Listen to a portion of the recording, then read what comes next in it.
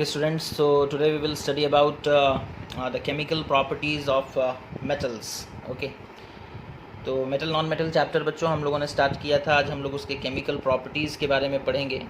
Okay, the chemical properties of metals, chemical properties of metals. Okay, है ना। Physical property तो हम लोगों ने पढ़ा था। मेटल जो होते हैं वो लश्चरस होते हैं, मेटल्स जो होते हैं वो डक्टाइल होते हैं, मैलेबल होते हैं, है ना। इन सारी चीज़ों के बारे में हम लोगों ने लास्ट क्लास में डिस्कशन किया था। आज हम लोग डिस्कशन करेंगे केमिकल प्रॉपर्टीज़ के बारे में। सबसे पहला जो चीज़ हम लोगों को पढ़ना है that is reaction of metals with oxygen, है ना। Reaction of metals with oxygen.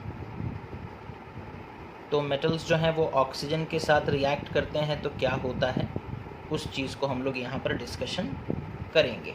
ठीक है, तो देखो बच्चों, जो मेटल्स होते हैं ओके, वो जब ऑक्सीजन के साथ रिएक्ट करते हैं तो मेटल ऑक्साइड फॉर्मेशन करते हैं। That is metal plus oxygen gives rise to metal oxide.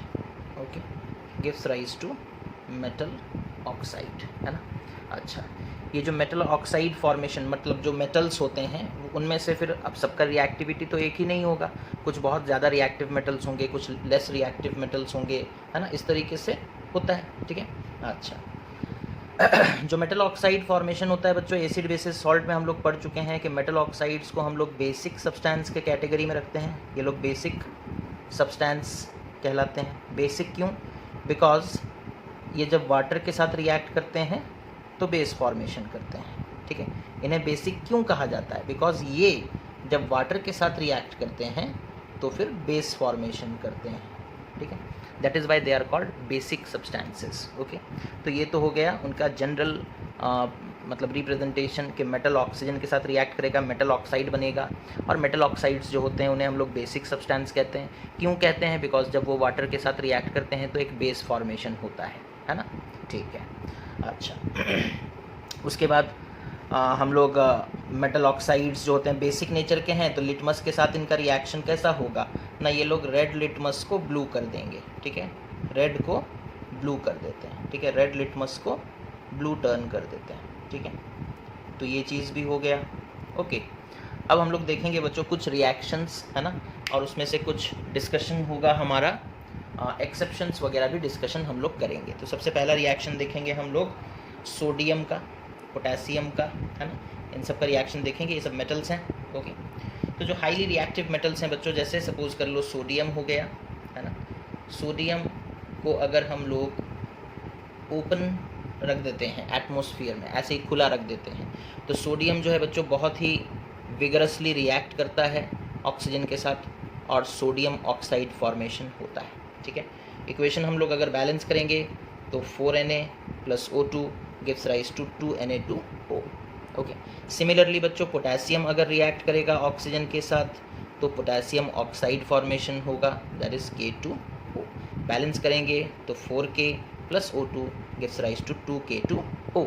Okay, but these reactions, okay, these reactions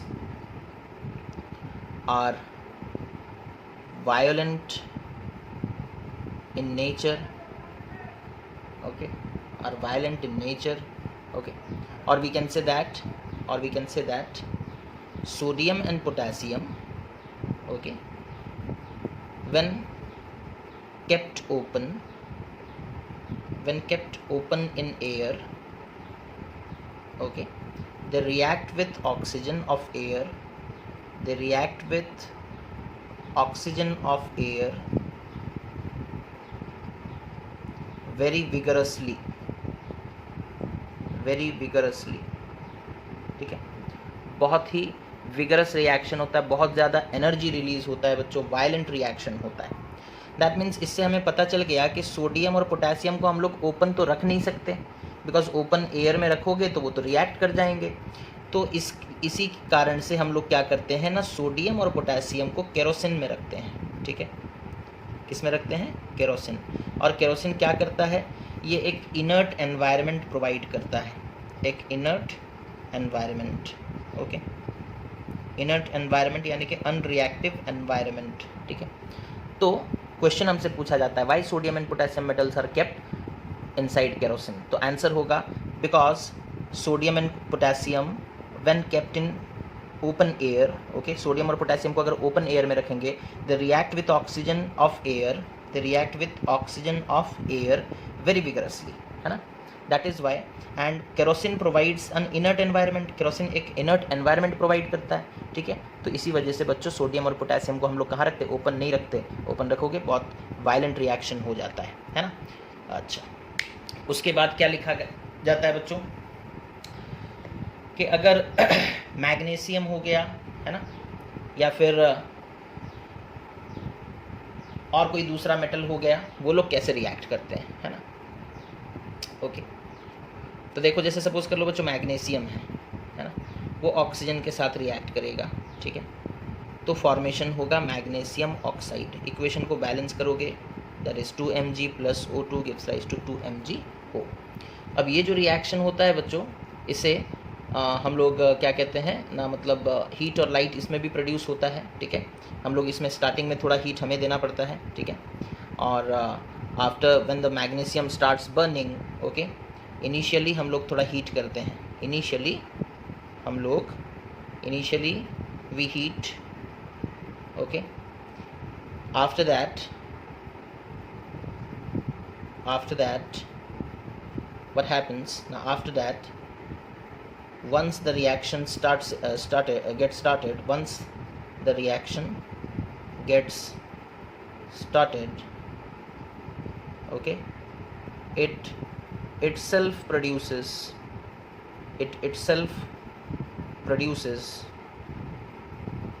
heat as well as light,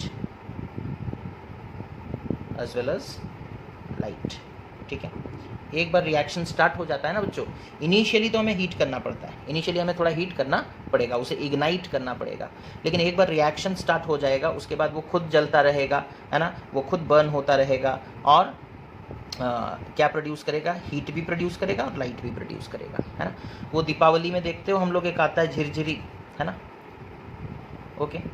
Deepawali में जो झिरझिरी आता है बच्चों, वो झिरझिरी में हम लोग मैग्नीशियम यूज़ करते हैं। क्या यूज़ करते हैं, मैग्नीशियम, ठीक है। आप क्या करते हो, इसे एक बार मैच स्टिक से जला देते हो, ठीक है। मैच स्टिक से एक बार जला दिया, फिर उसके बाद वो अपने आप जलने लगता है, उसके बाद आपको कुछ नहीं करना होता, ठीक है। तो यहाँ पर जो हम लोग क्रैकर्स वगैरह यूज बनाते हैं, क्रैकर्स में हम लोग मैग्नीशियम इसी वजह से यूज़ करते हैं बच्चों, है ना।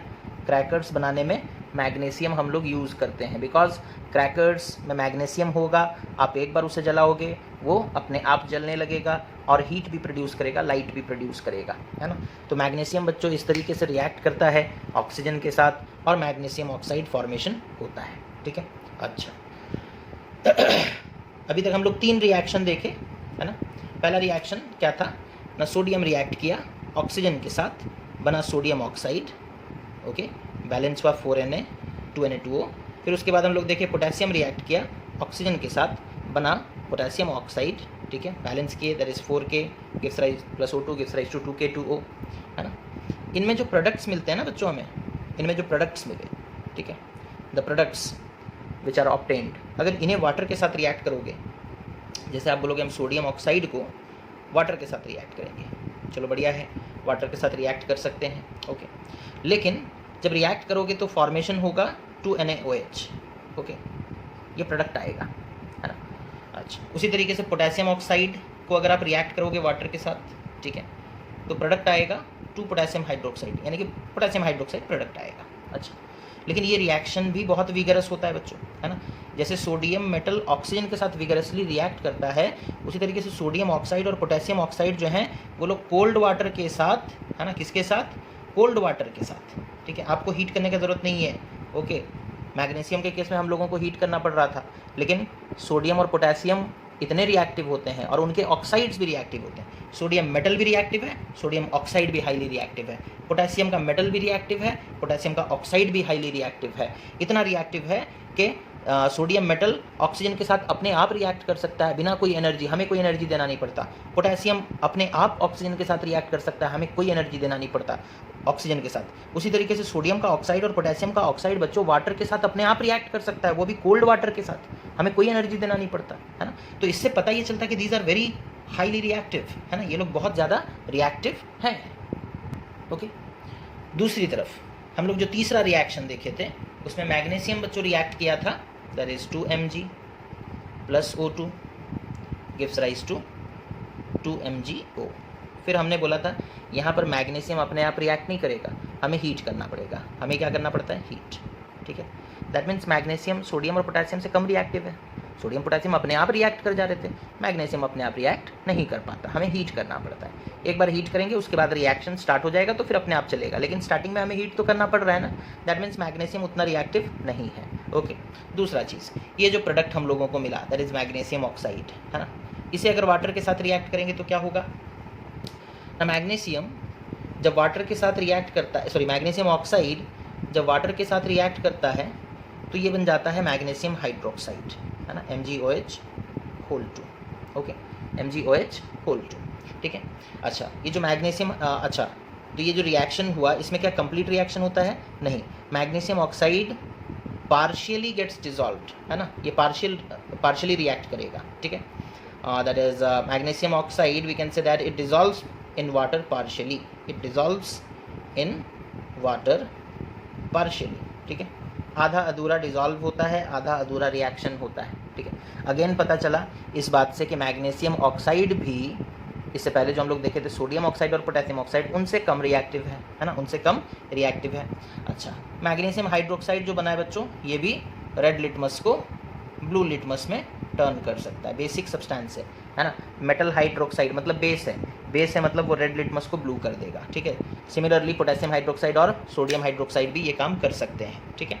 अच्छा, तो आपसे कोई पूछेगा कि मैग्नीशियम हाइड्रोक्साइड बेसिक नेचर का है, उस चीज़ को कैसे प्रूफ कर सकते हैं ना, आप बोलोगे मैग्नीशियम हाइड्रोक्साइड को अगर उसमें अगर रेड लिटमस डाल देंगे तो वो ब्लू हो जाता है, या रेड लिटमस सोल्यूशन में मैग्नीशियम हाइड्रोक्साइड डाल देंगे तो वो ब्लू कलर का हो जाता है। This proves that magnesium hydroxide is basic in nature. उसके बाद बात करते हैं बच्चों अपने नेक्स्ट मेटल, है ना, पोटेशियम, सोडियम, मैग्नीशियम का बात हो चुका है। उसके बाद हम लोग बात करेंगे एल्यूमिनियम के बारे में, है ना। देखो एल्यूमिनियम मेटल जो है जब ये रिएक्ट करता है वाटर के साथ, सॉरी ऑक्सीजन के साथ पहले रिएक्ट कराते हैं, है ना।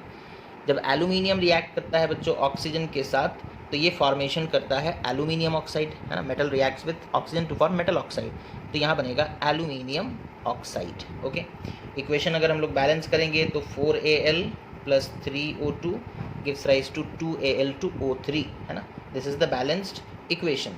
ओके, अच्छा, अब ये जो रिएक्शन है बच्चों, ठीक है, ये इतना ज़्यादा विगरस नहीं होता, स्लो रिएक्शन है, मैग्नीशियम से भी स्लो, ठीक है।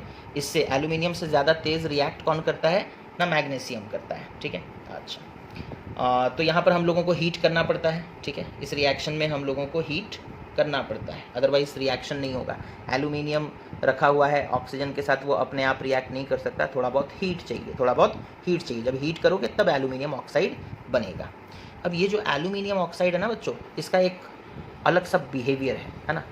इसे हम लोग कहते हैं जैसे पोटेशियम ऑक्साइड और उसके बाद सोडियम ऑक्साइड और उसके बाद मैग्नीशियम ऑक्साइड। ओके, इन सबको हमने कहा था ये लोग बेसिक हैं, these are basic in nature. Okay, these are basic in nature. लेकिन एल्यूमिनियम ऑक्साइड का नाम क्या है ना, इसे हम लोग कहते हैं it is amphoteric, it is amphoteric in nature, और it is amphoteric oxide, it is an amphoteric oxide. अब ये एम्फोटेरिक ऑक्साइड क्या होता है बच्चों ना, एक ऐसा ऑक्साइड बच्चों जो कि एसिड के साथ भी रिएक्ट कर सकता है। ओके, जो कि ऐसे लिख देते हैं, देखो एम्फोटेरिक ऑक्साइड का मतलब क्या है ना, an oxide which reacts with acids as well as bases, ठीक है। एसिड्स के साथ तो रिएक्ट करता ही करता है, लेकिन बेसिस के साथ भी रिएक्ट करता है, ठीक है। अच्छा, and produces salt and and produce, अच्छा ये लिखने की कोई ज़रूरत नहीं है, ठीक है। तो बस इतना जान लो, एम्फोटेरिक ऑक्साइड क्या है ना, वो एसिड्स के साथ भी रिएक्ट करता है और बेसिस के साथ भी, या फिर आप चाहो तो ऐसे भी लिख सकते हो, amphoteric oxide an oxide which shows an oxide which shows both acidic and basic behavior, acidic and basic behavior, ठीक है। बड़ा अजीब तरह का ऑक्साइड है ये, है ना, दोनों तरह बिहेव कर सकता है, एसिड की तरह भी बिहेव कर सकता है और बेसिक सब्सटेंस की तरह भी बिहेव करता है। जब ये एसिड के साथ रिएक्ट करेगा, है ना, जब ये एसिड के साथ रिएक्ट करेगा तो ये खुद बेसिक सब्सटेंस की तरह बिहेव करेगा, और जब ये बेसिक सब्सटेंस के साथ रिएक्ट करेगा तो ये खुद एसिडिक सब्सटेंस के साथ की तरह बिहेव करेगा। तो दोनों तरह के इसके प्रॉपर्टीज होते हैं बच्चों, that is it reacts with acids as well as with bases, है ना। एक एक एग्जांपल देख लेते हैं एल्यूमिनियम ऑक्साइड का एम्फोटेरिक नेचर को जानने के लिए, है ना। अच्छा, तो रिएक्शन देखते हैं बच्चों, that is reaction to show the amphoteric nature of aluminium oxide, है ना, reaction to show amphoteric nature of aluminium oxide, ठीक है, Al2O3। इसके एम्फोटेरिक नेचर को शो करने के लिए हम लोग दो रिएक्शंस देखेंगे, है ना। तो बच्चों होता क्या है, देखो ना, एल्यूमिनियम ऑक्साइड, सपोज हम लोग इसे एक एसिड के साथ रिएक्ट कराते हैं पहले, जैसे सपोज कर लो हाइड्रोक्लोरिक एसिड के साथ रिएक्ट करवाए, तो बच्चों ये इसके साथ रिएक्ट करेगा और फॉर्मेशन करेगा एल्यूमिनियम क्लोराइड प्लस वाटर, ठीक है। अच्छा, इक्वेशन को बैलेंस करोगे, Al2O3 ये 6HCl में मेरे ख्याल से बैलेंस हो जाएगा, Al2 तो यहाँ 2AlCl3 प्लस 3H2O, ठीक है, बैलेंस हो गया।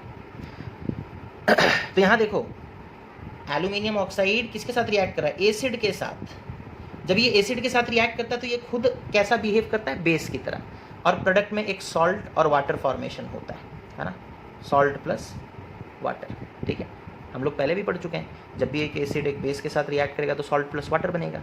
अभी यहाँ पर एल्यूमिनियम ऑक्साइड को एसिड के साथ रिएक्ट कराएं तो ये तो एसिड हो गया, अब ये किसकी तरह बिहेव कर रहा है, ये खुद बेस की तरह बिहेव कर रहा है। अब नेक्स्ट एग्जाम्पल देखो, है ना, वहाँ पर समझ में आएगा कि ये अपना दल बदलता रहता है ना। तो नेक्स्ट एग्जाम्पल हम लोग देखेंगे बच्चों, एल्यूमिनियम ऑक्साइड को ही रिएक्ट करा देते हैं सोडियम हाइड्रोक्साइड के साथ। अब सोडियम हाइड्रोक्साइड तो ये जग जाहिर है कि ये एक बेस है ना, सबको पता है, ओके, कि ये एक बेस है। अब जब सोडियम हाइड्रोक्साइड के साथ रिएक्शन होगा तो हम लोग देखेंगे सोडियम एल्यूमिनेट बनेगा, that is NaAlO2 plus H2O, ठीक है। अब यहाँ पर देखो बच्चों, रिएक्शन हो गया और सोडियम एल्यूमिनेट बना। इक्वेशन को पहले बैलेंस कर लेते हैं, ये 2NaOH 2NaAlO2 प्लस H2O, इसमें इक्वेशन बैलेंस्ड हो जाएगा। अब देखो एल्यूमिनियम ऑक्साइड एक बेस के साथ रिएक्ट किया, प्रोडक्ट में सोडियम एल्यूमिनेट एक सॉल्ट बना प्लस H2O यानी कि वाटर बना। तो अब बताओ कि ये तो बेस है, तो ये किसकी तरह बिहेव कर रहा होगा, ये ऑब्वियसली एसिड की तरह बिहेव कर रहा होगा, तभी तो सॉल्ट प्लस वाटर हमें मिल रहा है ना। तो इस तरीके से बच्चों amphoteric nature of aluminium oxide को शो करने के लिए हम लोग ये रिएक्शन दिखा सकते हैं, ठीक है। इसी तरह का बिहेवियर जिंक ऑक्साइड में भी हमें देखने को मिलता है बच्चों, और इसी तरह का बिहेवियर लेड ऑक्साइड में भी हमें देखने को मिलता है, ठीक है। अच्छा, अब आगे बढ़ते हैं, बात करेंगे जिंक का, है ना, बात करेंगे जिंक का, ठीक है। जिंक बच्चों जब ऑक्सीजन के साथ रिएक्ट करता है तो बनाता है जिंक ऑक्साइड, ठीक है, that is Zn plus O2 gives rise to ZnO। Equation balance करोगे 2Zn plus O2 gives rise to 2ZnO, ठीक है। तो this is how zinc reacts with oxygen, but ये रिएक्शन होता है ऑन स्ट्रॉन्ग हीटिंग, है ना, ज़्यादा हीट करना पड़ रहा है हमें, ठीक है। याद करते रहो, सोडियम पोटेशियम को बिल्कुल हीट ही नहीं करना पड़ता था, वो अपने रिएक्ट कर जाते थे, बहुत रिएक्टिव होते हैं, है ना। उसके बाद मैग्नीशियम थोड़ा हीट करना पड़ा, एल्यूमिनियम थोड़ा हीट करना पड़ा, लेकिन जिंक इतना मतलब उनके कंपैरिजन में कम रिएक्टिव है, इसी के लिए इसे स्ट्रॉन्ग हीट करना पड़ता है ना। तो अब तुमसे अगर हम पूछेंगे कि बताओ जिंक और सोडियम में कौन ज़्यादा रिएक्टिव है, एक मतलब लॉजिक के साथ हमें बताओ, तो तुम बोलोगे कि सर जिंक और सोडियम में सोडियम ज़्यादा रिएक्टिव है, बिकॉज सोडियम जो है वो अपने आप से रिएक्ट कर सकता है, लेकिन जिंक को रिएक्ट कराने के लिए हमें उसे स्ट्रांगली हीट करना पड़ता है। ठीक है, तो स्ट्रांगली हीट करना पड़ रहा है मतलब तुम्हें एनर्जी देना पड़ रहा है, वो अपने आप से उसके अंदर उतना एनर्जी नहीं है कि वो रिएक्ट कर सके। ठीक है, तो ये हो गया बच्चों कंडीशन, जिस कंडीशन में रिएक्शन होगा। जिंक और ऑक्सीजन का रिएक्शन तभी हो पाएगा जब आप उसे स्ट्रांग हीट करोगे, स्ट्रांगली हीट करोगे। ठीक है, अच्छा अब बात आता है ये जो ऑक्साइड बना ये कैसा है, बेसिक है क्या? नहीं, ये भी बच्चों एल्यूमिनियम ऑक्साइड की तरह एम्फोटेरिक है ना, ये भी एल्यूमिनियम ऑक्साइड की तरह एम्फोटेरिक है। और एम्फोटेरिक ऑक्साइड के प्रॉपर्टीज़ हमने आपको ऑलरेडी बता चुके हैं कि ये एसिड की तरह भी बिहेव करेगा और ये बेस की तरह भी बिहेव करेगा। रिएक्शन आप इससे पहले जो हम लोग एल्यूमिनियम का जिस तरीके से रिएक्शन लिखे थे उसी तरीके से जिंक का भी लिखा जा सकता है। फॉर एग्जाम्पल इसे मिटा रहे, देखो जिंक ऑक्साइड एम्फोटेरिक है, कैसे पता चलेगा? इसे HCl के साथ रिएक्ट कराते हैं। ठीक है, तो प्रोडक्ट आएगा that is zinc chloride plus H2O। चलो सही है, HCl तो एसिड है, ये सबको पता है। तो यहाँ जिंक कैसे बिहेव किया? बेस की तरह बिहेव किया। जिंक क्लोराइड क्या बना? सॉल्ट बना। H2O क्या है? वाटर, है ना। चलो सही है। उसके बाद हम लोग क्या किए, जिंक ऑक्साइड को फिर सोडियम हाइड्रोक्साइड के साथ रिएक्ट कराए। ठीक है, अच्छा इस इक्वेशन को बच्चों बैलेंस कर लोगे, है ना। ये ZnO प्लस 2HCl में इक्वेशन बैलेंस होगा, that is ZnCl2 plus H2O। ठीक है, ये प्रोडक्ट आएंगे। ओके, अब जिंक ऑक्साइड को हम लोग सोडियम हाइड्रोक्साइड, अब सोडियम हाइड्रोक्साइड सबको पता है कि ये एक बेस है। ठीक है, बहुत स्ट्रॉन्ग बेस है। ठीक है, इन दोनों के बीच में जब रिएक्शन होता है बच्चों तो सोडियम जिंकेट बनता है, that is Na2ZnO2। Okay, Na2ZnO2, ये सॉल्ट बना। ठीक है, Na2ZnO2 प्लस इसके साथ वाटर बना। ठीक है, अब ये तो सॉल्ट, ये हो गया वाटर। ठीक है, तो ये कौन है? प्रोडक्ट में सॉल्ट और वाटर आ रहा है, तो ये और ये बेस है, तो ऑब्वियसली ये दूसरा जो है ये एसिड की तरह बिहेव कर रहा होगा, है ना। तो इसके पास डुअल नेचर है, ज़रूरत पड़ने पर वो बेस की तरह बिहेव कर सकता है, ज़रूरत पड़ने पर वो एसिड की तरह। जब वो खुद किसी एसिड के साथ रिएक्ट करता है तो खुद वो बेस की तरह बिहेव करता है, जब वो किसी बेस के साथ रिएक्ट करता है तो वो खुद एसिड की तरह मतलब बिहेव करता है। तो ये है बच्चों एम्फोटेरिक नेचर और dual nature of zinc oxide and aluminium oxide. Okay, समझ में आ गया? इतना नोट कर लो। अब मूव करेंगे बच्चों अपने नेक्स्ट मेटल की तरफ, दैट इज किसके बारे में बात करेंगे ना, आयरन के बारे में। ठीक है, तो आयरन देखो, आयरन रिएक्ट करेगा ऑक्सीजन के साथ और बनेगा बच्चों आयरन ऑक्साइड, है ना। आयरन 2,3 ऑक्साइड, 2,3 ओके ऑक्साइड, ये शायद दिख नहीं रहा है, आयरन 2,3 ऑक्साइड। ठीक है, तो रिएक्शन देखते हैं और उससे पहले जान लेते हैं कि ये रिएक्शन होगा कब। आयरन ना बच्चों जिंक से भी कम रिएक्टिव है, तो आयरन को करना पड़ेगा पूरा गर्म करके लाल, रेड हॉट। ठीक है, तब जाकर ये ऑक्सीजन के साथ रिएक्ट करेगा, नहीं तो नहीं करेगा। तो जिंक को थोड़ा सा स्ट्रॉन्ग हीट कर रहे थे, वो रिएक्ट कर जा रहा था, लेकिन इसे हीट कर करके पूरा लाल कर दोगे तब जाकर के ये ऑक्सीजन के साथ रिएक्ट करेगा और आयरन 2,3 ऑक्साइड फॉर्मेशन करेगा। अच्छा, अब यहाँ पर हम लोग देखते हैं रिएक्शन क्या होगा ना। Fe plus O2 gives rise to, Fe plus O2 gives rise to Fe3O4, Fe3O4। Okay, equation को बैलेंस करोगे, ये है बच्चों आयरन 2,3 ऑक्साइड, है ना। आयरन के बहुत सारे ऑक्साइड हैं, FeO, Fe2O3, Fe3O4, इसे हम लोग कहते हैं आयरन 2,3 ऑक्साइड। ठीक है, ये सिंपली आयरन ऑक्साइड कहलाता है, ये भी आयरन ऑक्साइड है। एंड Fe3O4 जो है that is called iron 2,3 oxide. Okay, अच्छा हाँ, तो इक्वेशन को बैलेंस करते हैं, दैट इज 3Fe प्लस कितना ऑक्सीजन लगेगा, 2 ऑक्सीजन लगेगा और Fe3O4 फॉर्मेशन होगा। ठीक है, अच्छा द रिएक्शन रिक्वायर्स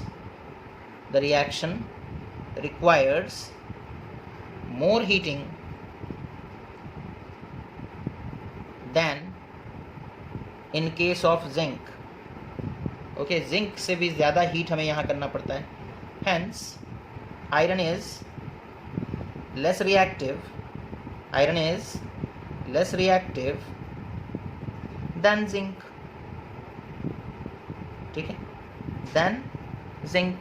ओके, क्योंकि हमें जिंक में जितना हीट करना पड़ता था उससे ज़्यादा हीट यहाँ पर करना पड़ रहा है। दैट मीन्स आयरन उससे भी कम रिएक्टिव है, जल्दी रिएक्ट ही नहीं कर रहा है। और हीट करो तब जाकर के रिएक्शन हो रहा है ना। तो इस तरीके से बच्चों आयरन और ऑक्सीजन का रिएक्शन होता है और आयरन 2,3 ऑक्साइड फॉर्मेशन होता है। ठीक है, अच्छा। उसके बाद बात करेंगे बच्चों कॉपर के बारे में, है ना। कॉपर जो है बच्चों, ठीक है, कॉपर ऑक्सीजन के साथ जल्दी रिएक्ट नहीं करता, मतलब ये और भी कम रिएक्टिव है। ठीक है, लेकिन जब करेगा तो कॉपर ऑक्साइड बनाएगा। ठीक है, क्या बनाएगा? Copper oxide. और ये जो रिएक्शन है बच्चों, है ना, ये एक मतलब लॉन्ग टर्म रिएक्शन है। लॉन्ग टर्म रिएक्शन यानी कि बहुत ज़्यादा समय लगता है इस रिएक्शन को होने में।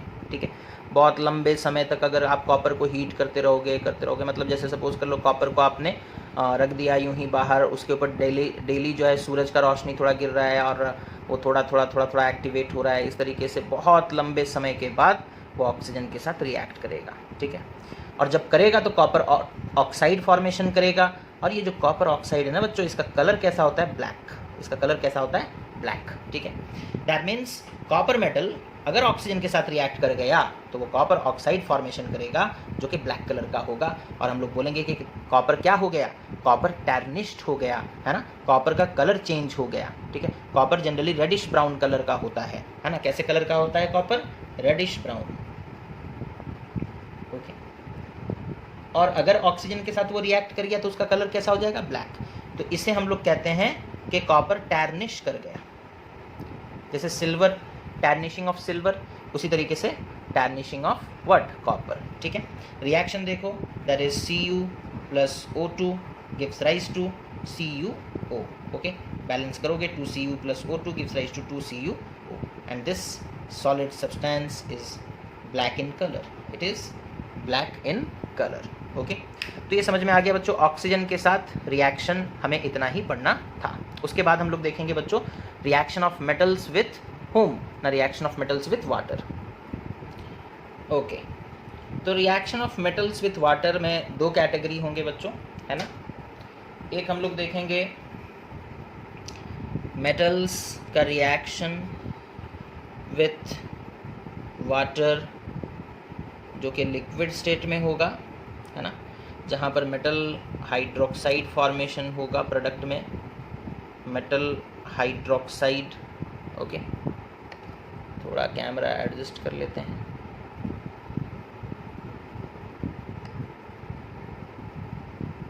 Okay, metal hydroxide plus hydrogen gas formation होगा, है ना। पहले तो ये जनरल रिप्रेजेंटेशन हम लोग देख लेते हैं। मेटल्स बच्चों वाटर के साथ, कुछ मेटल्स हैं जो वाटर लिक्विड स्टेट में जब है उनके साथ रिएक्ट करता है, metal hydroxide plus hydrogen formation करता है। और कुछ मेटल्स हैं जो कम, ये सब है ना रिएक्टिव मेटल्स हम लोग बोलेंगे। ठीक है, या फिर बोल सकते हैं हाईली रिएक्टिव मेटल्स। ठीक है, हाईली रिएक्टिव मेटल्स, HR हम लिख दिए, आप लोग नोट में लिखोगे हाईली रिएक्टिव मेटल्स। जो हाईली रिएक्टिव मेटल्स होते हैं वो वाटर के साथ रिएक्ट करेंगे लिक्विड स्टेट में और metal hydroxide plus hydrogen formation होगा। लेस रिएक्टिव मेटल्स जो हैं LR, that is less reactive metal, वो बच्चों स्टीम के साथ रिएक्ट करते हैं, है ना। वो वाटर के साथ नहीं करेंगे। मतलब स्टीम का मतलब क्या होता है? Water in gaseous state, water in boil होने के बाद वाटर गैस बन जाता है ना, उसी को तो हम लोग स्टीम कहते हैं। मतलब यहाँ एनर्जी ज़्यादा लग रहा है ना। आपको पहले वाटर को स्टीम करना पड़ेगा और मेटल को हीट करना पड़ेगा, तब जाकर रिएक्शन होगा। और ऐसे रिएक्शन में प्रोडक्ट जो आता है वो होता है बच्चों मेटल ऑक्साइड प्लस हाइड्रोजन, है ना। तो हम लोग एग्जाम्पल्स देखेंगे, डिफरेंस नोट करो। यहाँ मेटल हाइड्रोक्साइड फॉर्मेशन हुआ, यहाँ मेटल ऑक्साइड फॉर्मेशन होता है ना, बिकॉज रिएक्टिविटी डिफरेंट है। ओके, अलग अलग मतलब रिएक्टिविटी है।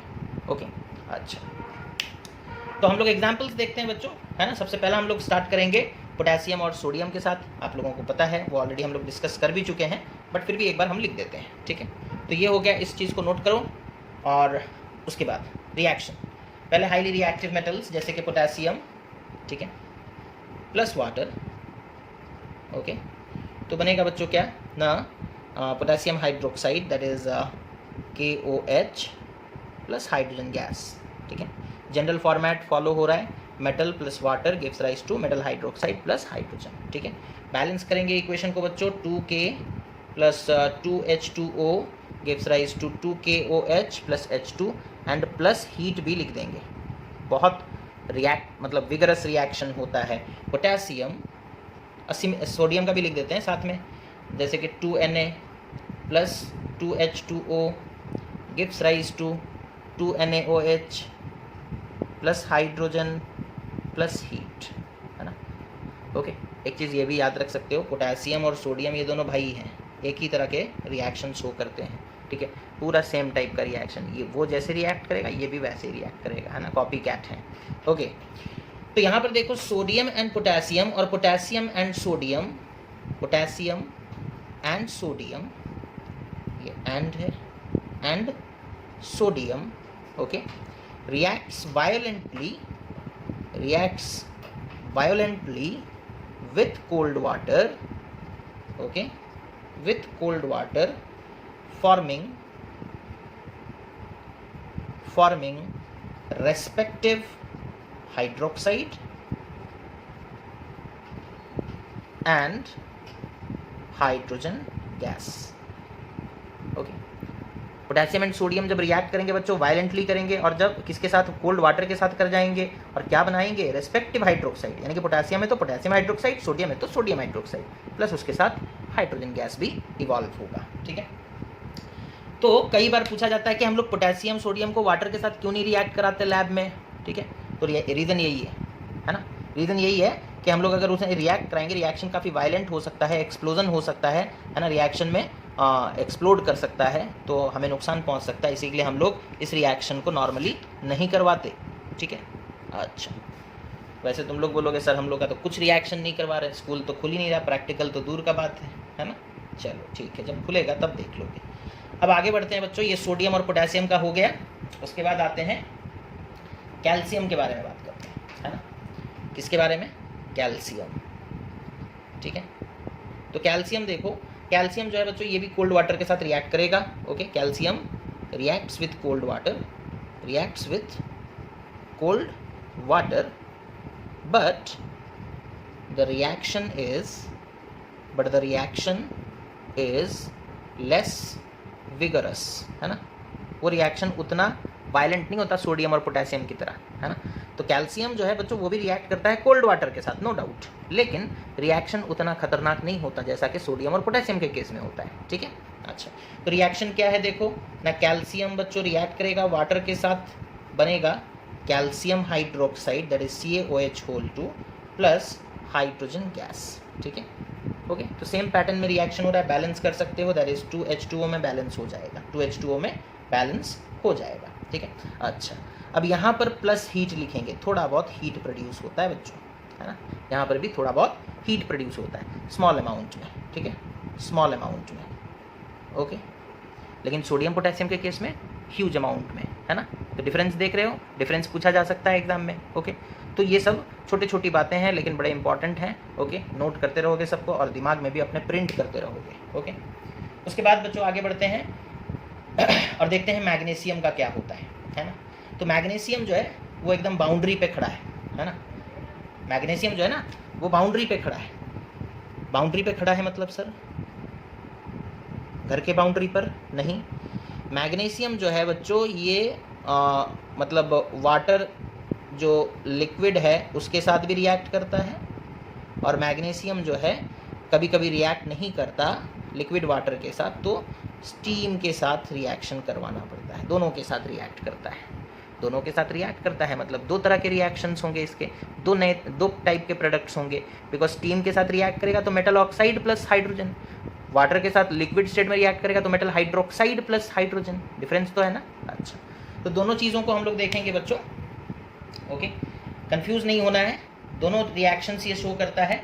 तो मैग्नीशियम बच्चों कभी कभी वाटर, कभी कभी क्या मैग्नीशियम जो है वो वाटर के साथ अगर रिएक्ट किया, ठीक है, तो बनेगा अच्छा वाटर कौन सा वाटर, लिक्विड है ना, तो बनेगा मैग्नीशियम हाइड्रोक्साइड प्लस हाइड्रोजन। ठीक है, और अगर वही मैग्नीशियम बच्चों वाटर के साथ रिएक्ट किया, लेकिन अभी वाटर स्टीम के आकार में है, एस नहीं जी लिख देते हैं, स्टीम मतलब गैस, ओके। तो यहाँ पर वाटर गैस के आकार में, तो प्रोडक्ट चेंज हो जाएगा, बनेगा magnesium oxide plus hydrogen gas, ठीक है, प्लस हाइड्रोजन गैस। तो ये डिफरेंस नोट करना है बच्चों, है ना, कि मैग्नीशियम जब लिक्विड वाटर के साथ रिएक्ट करता है तो प्रोडक्ट क्या आता है, और मैग्नीशियम जब स्टीम के साथ रिएक्ट करता है तो प्रोडक्ट क्या आता है। और यहाँ पर एक चीज़ ये है कि जो यहाँ पर लिक्विड स्टेट में जब वो रिएक्ट कर रहा है तो ये वाटर कोल्ड नहीं है, सोडियम पोटेशियम कैल्शियम के केस में कोल्ड था, यहाँ पर ये हॉट वाटर है ना, गर्म पानी, ठीक है, हॉट वाटर। और ये तो स्टीम है, स्टीम ऑब्वियसली गर्म होता है ना। तो पता ये चला कि मैग्नीशियम कोल्ड वाटर के साथ नहीं रिएक्ट कर सकता। मैग्नीशियम मतलब जब उसे रिएक्ट कराना है, या तो तुम पानी को गर्म करो या फिर पानी का पूरा स्टीम बना दो, ठीक है, दोनों ही केसेस में वो रिएक्ट करेगा। लेकिन जो रिएक्ट करेगा तो प्रोडक्ट अलग अलग आएंगे। अगर गर्म पानी के साथ रिएक्ट कर रहा है तो हाइड्रोक्साइड प्लस हाइड्रोजन, अगर भाप यानी कि स्टीम के साथ रिएक्ट कर रहा है तो मेटल ऑक्साइड प्लस हाइड्रोजन, ठीक है, ये बाउंड्री पर है ना। इससे पहले वाले एलिमेंट्स कोल्ड वाटर के साथ रिएक्ट करते थे, ये बाउंड्री पे ये हॉट वाटर और स्टीम के साथ रिएक्ट करता है। इसके बाद जो होंगे वो लोग सिर्फ स्टीम के साथ रिएक्ट करेंगे, वाटर के साथ उनका कोई लेना देना नहीं, लिक्विड स्टेट में वो लोग बिल्कुल भी रिएक्ट नहीं करेंगे। और वो हैं कौन, एल्यूमिनियम, जिंक, आयरन, है ना, एल्यूमिनियम, जिंक और आयरन बच्चों, है ना। तो नेक्स्ट जो मेटल्स हैं that is aluminium, okay, zinc and iron, okay, aluminium, zinc and iron. These are less reactive. These are less reactive than magnesium. Okay, ये मैग्नीशियम से भी कम रिएक्टिव है, और मैग्नीशियम सोडियम पोटेशियम कैल्शियम से कम reactive है। Sequence देख रहे हो, तो aluminium, zinc and iron, these are less reactive than magnesium. Therefore they do not react with cold or hot water. ठंडा पानी हो, गर्म पानी हो, ये रिएक्ट नहीं, ये सिर्फ स्टीम के साथ रिएक्ट करेंगे, हॉट वाटर के साथ भी नहीं करेंगे, ठीक है, ये सिर्फ स्टीम के साथ रिएक्ट करेंगे, ओके। रिएक्शन क्या होगा वो भी देख लेते हैं। एल्यूमिनियम जब रिएक्ट करेगा बच्चों, ठीक है, वाटर के साथ, तो प्रोड्यूस करेगा एल्यूमिनियम ऑक्साइड, बिकॉज ये वाटर क्या है, स्टीम, और स्टीम का जनरल रिएक्शन क्या था, मेटल ऑक्साइड फॉर्मेशन होगा, मेटल हाइड्रोक्साइड नहीं, metal oxide plus hydrogen gas, ठीक है। अच्छा, इक्वेशन को बैलेंस करोगे, that is 2Al plus 3H2O gives rise to 2Al2O3 plus 3H2, ठीक है, बैलेंस हो गया इक्वेशन। और यहाँ पर ये जो वाटर है ये स्टीम है ना, ये क्या है, स्टीम, ओके। अच्छा, उसके बाद जिंक का रिएक्शन बच्चों, हम लोग बोले जिंक जो है एल्यूमिनियम से भी कम रिएक्टिव है, लेकिन स्टीम के साथ रिएक्ट कर जाता है। तो जिंक भी बच्चों उसी तरीके से स्टीम के साथ रिएक्ट करेगा, यानी कि water in the gaseous state, okay, और प्रोड्यूस करेगा जिंक ऑक्साइड प्लस, और क्या प्रोड्यूस होगा, हाइड्रोजन, ठीक है, गैस, ओके, ठीक है। अच्छा, अब यहाँ देखो, यहाँ पर इक्वेशन को अगर हम लोग बैलेंस करेंगे, मेरे ख्याल से ये इक्वेशन ऑलरेडी बैलेंस्ड ही है, जिंक एक हो गया, हाँ बैलेंस्ड है, ओके। तो यहाँ पर बच्चों ये भी जो वाटर है ना, water in the gaseous state मतलब स्टीम है, ठीक है। तो एल्यूमिनियम भी स्टीम के साथ रिएक्ट कर रहा है, एल्यूमिनियम को कोल्ड वाटर के साथ रिएक्ट कराओगे नहीं करेगा, जिंक को कोल्ड वाटर हॉट वाटर के साथ रिएक्ट कराओगे नहीं करेगा, स्टीम के साथ ही इन्हें रिएक्ट करना है ना, किसके साथ, स्टीम के साथ। और जो अभी हम लोग जिसके बारे में बात करने वाले हैं वो तो और भी ज़्यादा क्या है, less reactive, that is iron, okay. ये तो एल्यूमिनियम और जिंक का कहानी हो गया बच्चों। अब आयरन का देखते हैं। आयरन तो स्टीम के साथ भी रिएक्ट नहीं करेगा जब तक खुद उसे तुम गर्म नहीं कर देते, रेड हॉट नहीं कर देते। तो आयरन का तो स्पेशल क्राइटेरिया है कि रेड हॉट आयरन, है ना, red hot iron reacts with steam, okay. ऐसे खाली पीली में वो रिएक्ट नहीं करता, उसे पूरा लाल करके तुम, मतलब गर्म करके पूरा लाल कर दो, तब जा करके वो स्टीम के साथ रिएक्ट करेगा। रिएक्शन क्या होगा बच्चों, ना आयरन रिएक्ट करेगा water in the gaseous state यानी कि स्टीम के साथ, और प्रोडक्ट आएगा बच्चों that is Fe3O4, okay, plus hydrogen, okay, ये क्या है, आयरन 2,3 ऑक्साइड है ना, iron 2,3 oxide, okay, iron 2,3 oxide. Balance कर लोगे इक्वेशन को, that is 3Fe plus 4H2O gives rise to Fe3O4 plus hydrogen हो जाएगा कितना, 4, ठीक है। So this is how the metals react with whom, the metals react with water, okay okay बच्चों। तो आज के डिस्कशन से हम लोगों को क्या पता चला, आज के डिस्कशन से हम लोगों को ये चीज़ पता चला बच्चों कि रिएक्टिविटी के बारे में पता चला, कौन कितना रिएक्टिव है ना, कौन कितना रिएक्टिव है, उसके बारे में हम लोगों को कुछ इन्फॉर्मेशन मिला। और नेक्स्ट क्लास में बच्चों हम लोग डिस्कशन करेंगे the reaction of metals with acids, और फिर उसके बाद रिएक्टिविटी सीरीज़ के बारे में आप लोगों को बताया जाएगा। So thank you for watching the video, take care of yourself and have a nice day.